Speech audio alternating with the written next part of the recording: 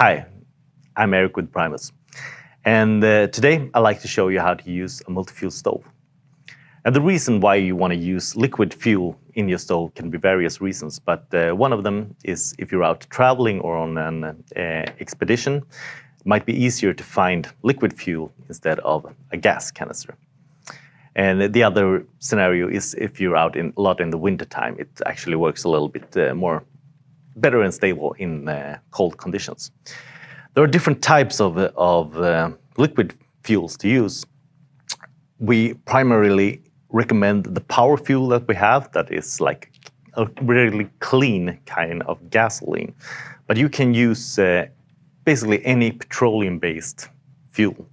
So if you find gasoline on the gas station or diesel or kerosene, that will work as well. You just adjust it with the different jets in the stove. It's one large for gas. We have the middle one that works with gasoline, and the smallest one is for diesel and kerosene.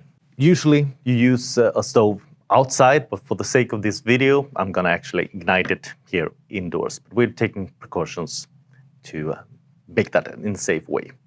So when you're running a stove, you always want to use gas.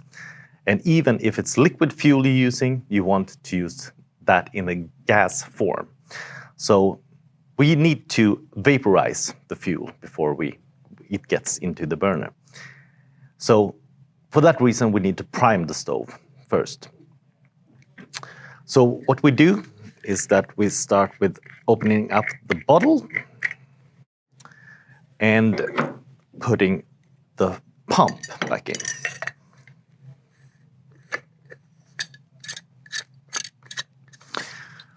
The pump, we need to pressurize the bottle to get the fuel into the stove itself. And then you attach the bottle to the stove by turning the swiveling connection valve like this. Place the stove with the on facing upwards, then pump.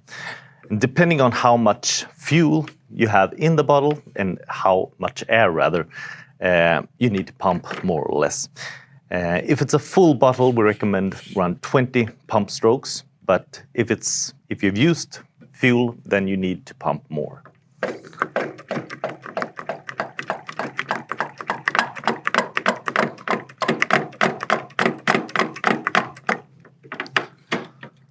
So when you pumped up pressure in the bottle, then you open up the valve.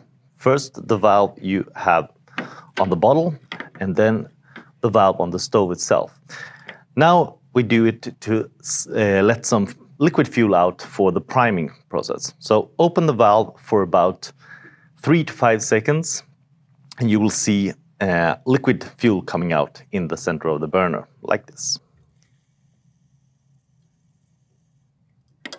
Then you use a lighter, or in this case, a fire stick, to ignite the gasoline.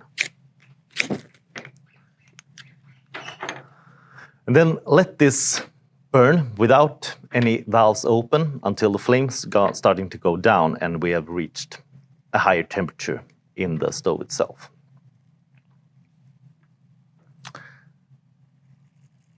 What happens now is that the temperature in the burner itself reaches the boiling temperature of the liquid fuel we're using.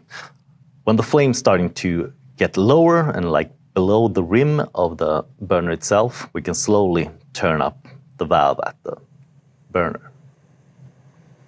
And we get a jet-like flame that we want to have in the stove.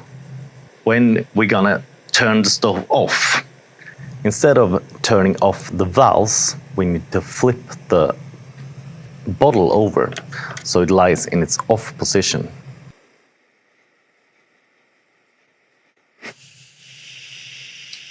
And there it burned out, and you can hear the overpressure from the bottle is letting out. So what actually happens is that the fuel intake is now in the top of the bottle and sucks air instead of fuel. And this rinses the whole system from any fuel in the stove itself. It lets go of the pressure inside of the bottle, and it also prevents the next use if there is any debris or something like that in the system that will dissolve by having fuel for a longer time. So at this point, you don't need to stress to turn off the valves. You can actually let it go, let it sit like this for a while. Usually at this point, you have cooked your meal and you're ready to eat. So sit down and enjoy your meal while this just sitting there and let go of all the pressure.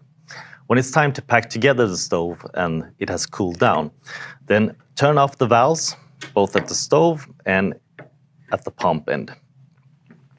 Then disconnect it.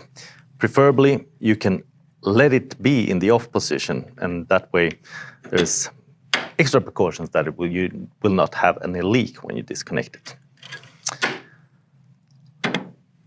So that's pretty much how you use a liquid fuel stove. Thank you.